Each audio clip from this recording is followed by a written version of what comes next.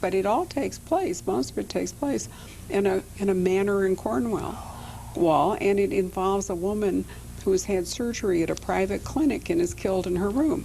Oh. And so that's a variation on the country house murder. And this is the thing that I think is so exciting about this genre, is that it's so rarely about the murder. Right. It's about all the other things. That the murder allows you to investigate, but it is the conceit, that's all.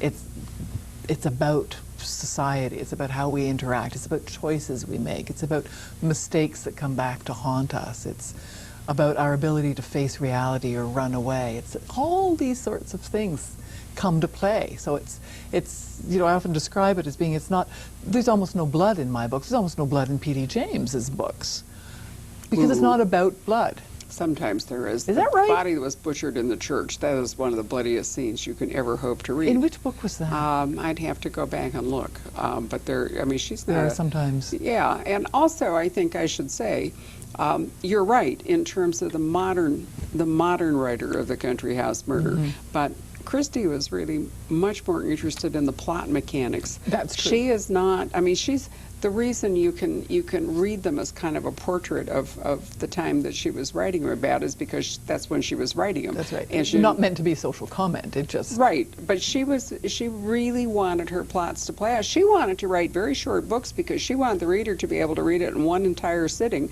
so they could keep all the plot mechanics in their heads and figure it out. Dorothy Sayers tried that once in The Five Red Herrings, a book which really depends upon railroad timetables and bicycles, which is, on its surface kind of absurd, but is her mechanical version of the country house murder, where, you've got all these little pieces moving on. But a lot of people prefer Sayers to Christie because she was more interested in the social commentary and things that you talk about. It's like people prefer Chandler to Hammett in different readers, depending on. Hammett is much more about process, and he was a private eye, and he's much more about how you catch somebody.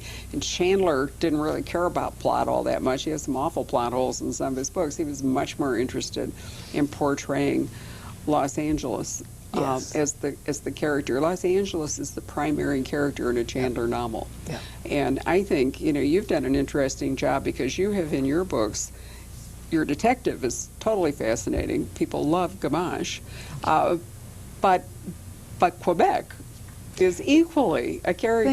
Thank you. And that was intentional. I wanted to make sure that there was no doubt where these were set, that they are absolutely unapologetically clearly set in Canada and specifically in Quebec. And I got very lucky because that's where I live. I think perhaps to try to do that to other places, there is a built-in romanticism about Quebec because of the francophone reality, and you do get that frisson with the French and the English sort of butting heads every now and then. And that was intentional, was to give a really clear sense of place. And that was one of the reasons, too. Each of the books is set in a different season, because the seasons are also characters. All right, Still Life is what? Still Life is fall. It's Okay. set at Canadian Thanksgiving, which is in early October. I have Exactly. been there for Canadian Thanksgiving, go. but in Banff, at the other end of your country. Oh no, that's a very beautiful area. Very beautiful. Yeah. What they don't get that we get is the really spectacular colors in the leaves. They tend to get some yellows, and It's more nice. aspen than maple, That's which is right. true in the United States too. A New England fall is a lot different than, say, a Colorado or New Mexican fall. That's what I hear. Yeah. So I get to write about that, and then Fatal Grace. Fatal Grace was Christmas, Right? and then The Cruelest Month was Easter, Okay. which was fun to write a murder mystery at Easter, which of course is symbolic of rebirth, and the idea that not everything is meant to come back alive, that sometimes when things that you thought were dead and buried come back, that's a curse. So it's not necessarily a time of miracles. And then this one is set in the summer. Yeah, we've already discussed the heat wave Yeah. and the flies. So when you go to Quebec, you've now been through the calendar cycle. Are you just going to, go with whatever time period appeals to you? Well, the fifth book, which is called The Brutal Telling, interestingly enough, is set at Labor Day, Ah, you're nudging back around, I are am. you? I am. This is so embarrassing because I thought now I'm free to do whatever I want, and it seems as though I'm just following the same, although slightly earlier, or slightly later, slightly off. But that means that really you've written your books within the cycle, what, of a year? I mean, you've written 4 books, but did we jump in years, No. or we all stayed in a year?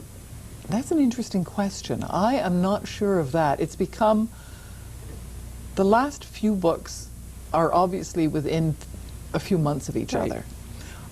I have the feeling that the gap between the first and second books is more like a year itself. So it's not actually, because some things had to have happened. But you don't want, as an author, what you're terming a long-running series, and you didn't start Gamache out as a young man, because he is, after all, the head of the Sûreté. That's right, he's mid-50s. Right, Yeah. so you really can't go leaping ahead a year. To think about Ian Rankin, who had to retire Rebus That's right. because he banged right into the fact that the Scottish police require that at age 60, and he had been doing real time with Rebus. See, now I'm not going to do real time Exactly. with Gamache. And No, that's he's going why, to remain that I age. thought that you really had just written the 4 books, basically, I'm and glad. turned one calendar year. And that's fine. I'm really happy if that's what people, how they read it, that it is one calendar year.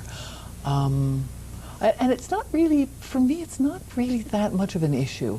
The seasons are an issue and how I get to Right. write them, but the time, and I'm hoping, and I may be asking too much of people, but I know when I read Poirot or Whimsy, or I didn't demand that they age at the appropriate age. I mean, Poirot was a late middle age in 1920, and he was an elderly man in 1970. Well, But not that much time had he No. lapsed. I think it's one of those sort of bargains that, we're always talking about, that readers bring to fiction something called a willing suspension of disbelief. That's right. And it can go in different directions, but I think one that is the most interesting bargain always is the one the reader and the author make about time. Either it is a big deal or it isn't a big deal.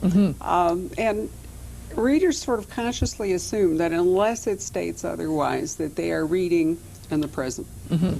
And in fact, a lot of people particularly don't want to read historical fiction. They don't want to go back, whereas other people only want to read historical fiction. So they're, those things are clear. But with something like your series, as long as you're not, saying it was, Right. the winter of '05 or something like that, the reader just kind of says, oh, well, I know it's been 4 years since, Louise published Still Life, and now I'm reading Rule Again. But it actually probably hasn't even been 4 years because you've been fairly speedy. But I'm going to think it's just a week or two later, or, a month later, new Do you know what holiday, often or gives it whatever away is the technology.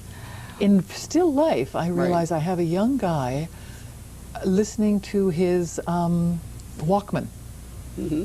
Now, they don't listen to Walkmans Dates anymore. pretty quickly, doesn't it? It does. Do you That know would what be else? iPod, and in 5 years it won't be an iPod anymore. Well, you have to start consciously disabling cell phones, and the new thing that's becoming much more difficult is GPS.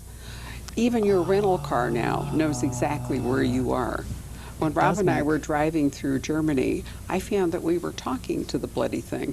He had bought a GPS, and it steers you through cities, and after a while we referred to it, we gave it a name, because, we'd have it on, and it would talk to you, and it would say, beep, beep, do this, If you gave 1 beep, it meant, pay attention, stupid, and 2 beeps meant, turn or whatever, I'm about to tell you what to do. But the scary thing was that unless you were in a tunnel, it knew exactly where you were all the time. Well, this is now becoming a big problem if you're having a chase scene, if you have people tailing each other in that classic PI thing, if you have somebody lost in the woods or whatever, people are going to be increasingly, and cell phones can be used for that, because they can be triangulated with cell phone towers.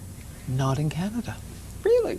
We just had a tragedy where a man was lost in the woods.